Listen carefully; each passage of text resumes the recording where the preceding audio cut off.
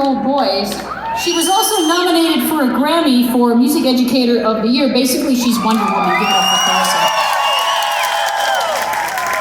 Over here on my right, also on my right, this is Christina, originally from Palm Desert, California. She has performed with Michael Bublé. She has performed with the Eagles. She has performed with Adele. And on the Billboard Music Awards, we are so glad she still likes me after all these years. Get up for Christina.